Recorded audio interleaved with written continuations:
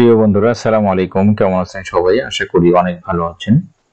স্বাগত জানাচ্ছি আমার ইউটিউব চ্যানেল জবস এন্ড ক্যারিয়ারে। বন্ধুরা, নতুন একটি জবের খবর নিয়ে হাজির হয়েছি। আপনারা স্ক্রিনে দেখতে পাচ্ছেন। আজকের এই ভিডিওতে আমি ব্র্যাকের সদ্য প্রকাশিত হওয়া অনেক বড় একটি নিয়োগ বিজ্ঞপ্তির খবর নিয়ে হাজির হয়েছি।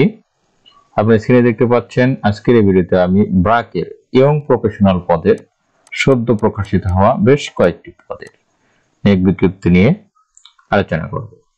বন্ধুরা, ব্র্যাকের ইয়াং প্রফেশনাল প্রোগ্রাম তাদের নিয়োগ প্রক্রিয়ার একটি বড় অংশ এবং এবছর তারা ইয়াং প্রফেশনাল প্রোগ্রামের আওতায় ক্যাটাগরি ভিত্তিক অনেকগুলো পদে বিজ্ঞপ্তি দিয়েছে। এখানে আমরা একটি একটি করে দেখব কি কি পদে তারা বিজ্ঞপ্তি দিয়েছে এবং এখানে তারা কত লোকবল নিবে, আবেদন করতে হলে কি ধরনের যোগ্যতার প্রয়োজন হচ্ছে বা এখানে আবেদন করতে হলে অন্যান্য যে শর্তাবলী আছে সেগুলো আমরা দেখার চেষ্টা করব। আশা করি আপনারা ভিডিওর শেষ পর্যন্ত সাথে থাকবেন।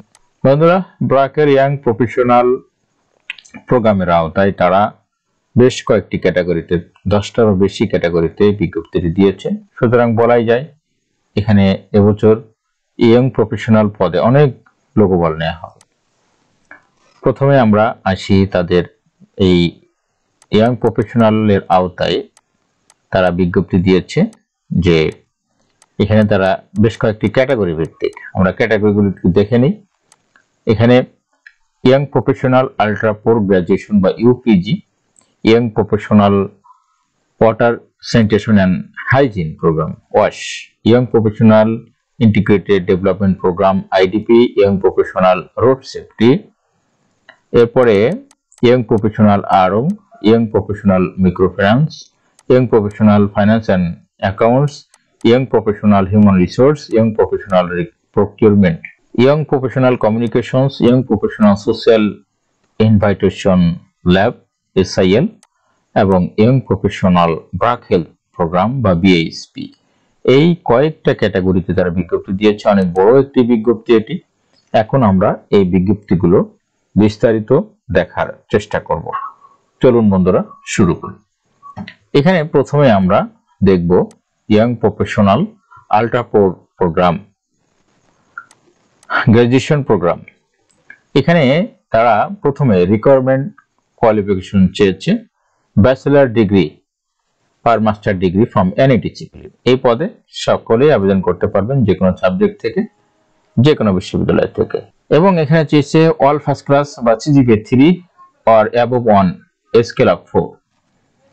এটা থাকলে আপনি এখানে আবেদন করতে পারবেন। আর বিস্তারিত আমি বলতে গেলাম না, বিস্তারিত আপনারা আবেদন করার সময় দেখে নেবেন। আপাতত যেটুকু লাগবে সেটুকু আমি বলছি, যেহেতু অনেকগুলো পদ এখানে আলোচনা করতে গেলে অনেক সময়ের প্রয়োজন হবে। ওয়াটার স্যানিটেশন অ্যান্ড হাইজিন ওয়াশ প্রোগ্রাম, এখানে আবেদন করতে হলে BSc engineering in civil environmental engineering এই সাবজেক্টে আপনার গ্রাজুয়েশন থাকতে হবে, বিএসসি ইঞ্জিনিয়ারিং থাকতে হবে, অল ফার্স্ট ক্লাস বা সিজিপিএ থাকতে হবে 3 or above on scale of 4। 4 point স্কেলে অনার্স লেভেলে আপনাকে 3 পয়েন্ট পেয়ে উত্তীর্ণ হতে হবে।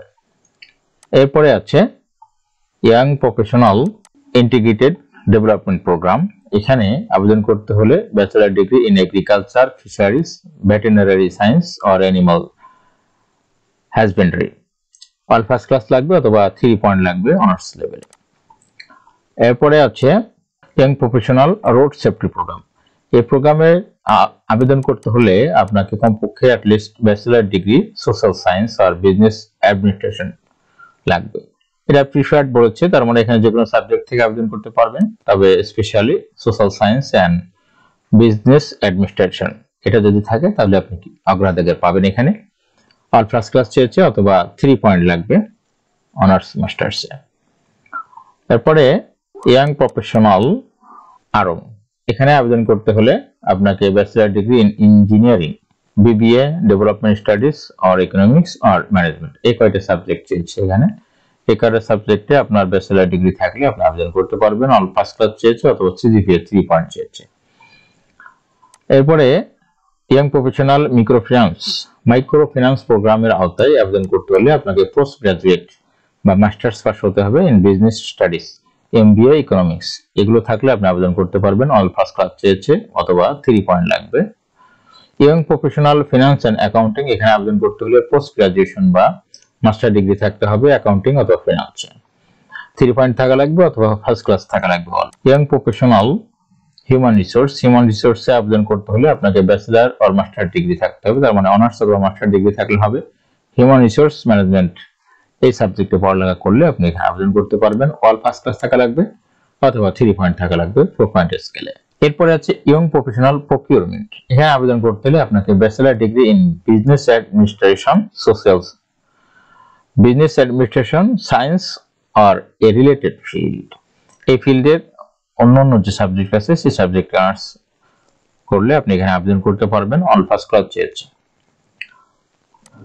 এরপরে আছে ইয়ং প্রফেশনাল কমিউনিকেশন। এখানে আবেদন করতে হলে bachelor or masters degree in mass communication বা গণযোগাযোগ অ্যান্ড জার্নালিজম, সাংবাদিকতায় যদি আপনার অনার্স ডিগ্রি থাকে বা মাস্টার ডিগ্রি থাকে তাহলে আপনি এখানে আবেদন করতে পারবেন। 3 পয়েন্ট লাগবে অথবা অল ফার্স্ট ক্লাস লাগবে এখানে আবেদন করতে হলে।